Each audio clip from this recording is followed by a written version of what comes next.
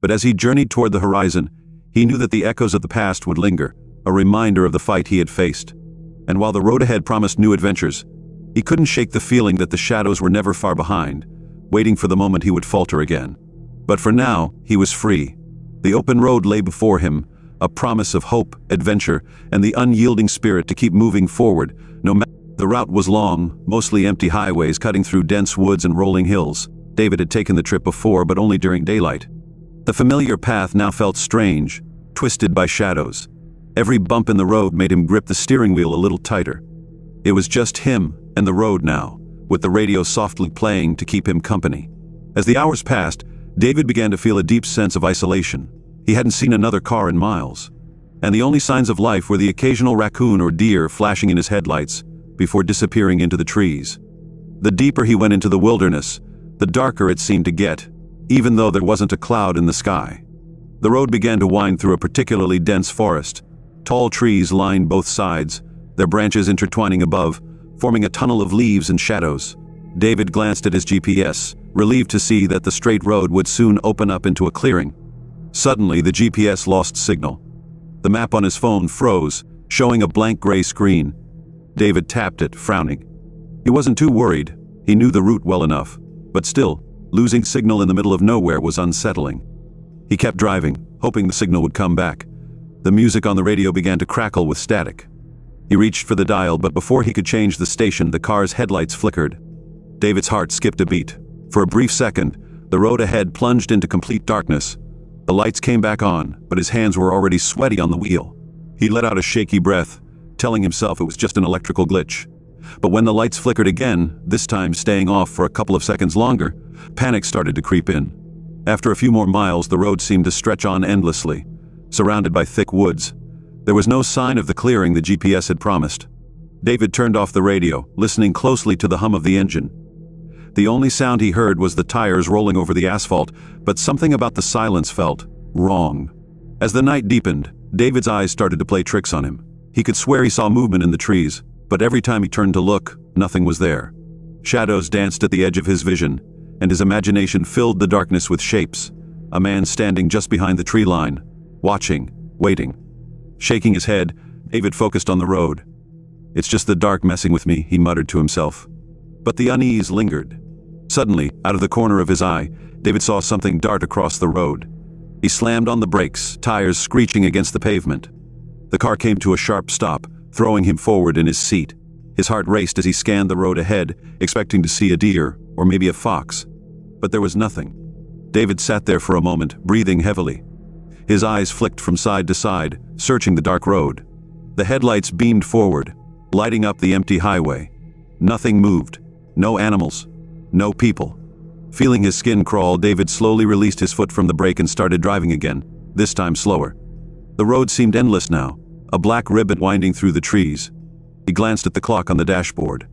It felt like he'd been driving for hours, yet the time hadn't moved much. Only 15 minutes had passed since the GPS cut out. As he continued, something strange caught his attention. The road began to change. The familiar signs and mile markers were gone.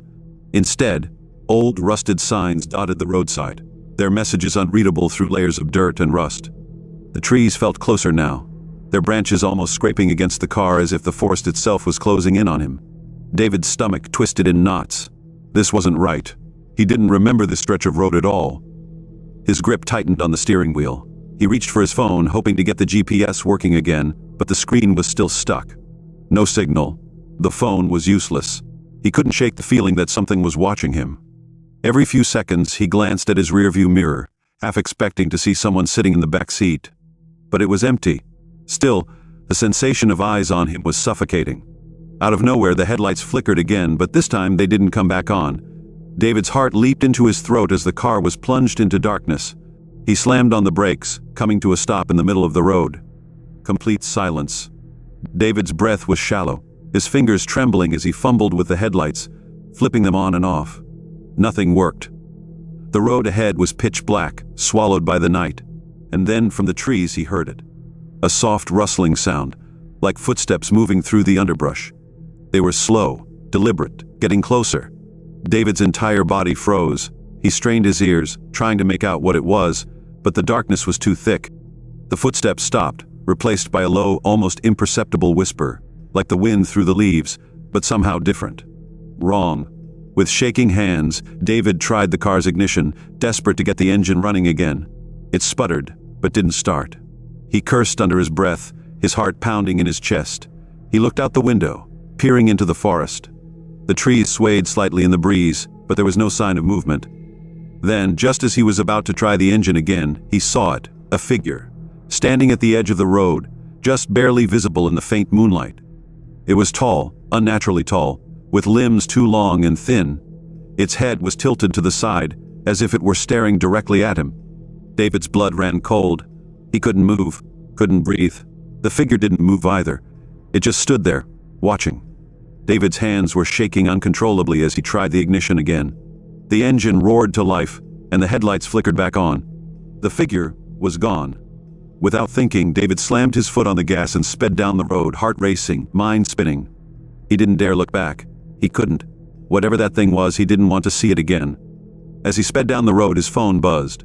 He glanced down, and to his relief, the GPS was working again. The screen displayed the familiar route, showing that he was close to a rest stop. He pressed the gas pedal harder, eager to reach some kind of civilization, but something felt off. The GPS was telling him to turn left, down a narrow side road he didn't remember. It was a shortcut apparently, but he had never seen it before. His instinct screamed at him to stay on the main road, but his exhaustion clouded his judgment. Maybe he had just missed this turn before. Maybe it would get him to the rest stop faster. With a sigh, David turned down the side road, the trees closing in even tighter on both sides. The road was bumpy, unpaved, and the darkness seemed thicker than ever. He kept glancing in his mirrors, half expecting the tall figure to appear again. Minutes passed, and the road stretched on, no sign of the rest stop in sight. The GPS beeped again. Recalculating, it said in its robotic voice. David frowned, looking at the screen. The map was blank, just a gray void. Great, he muttered, tossing the phone onto the passenger seat.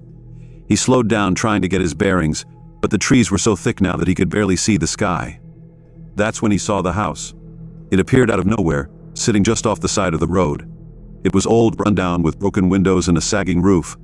There was no driveway, no mailbox, no signs of life. Just the house, standing alone in the middle of the forest. David's stomach churned. This wasn't on the map. This wasn't right. But something drew him toward it.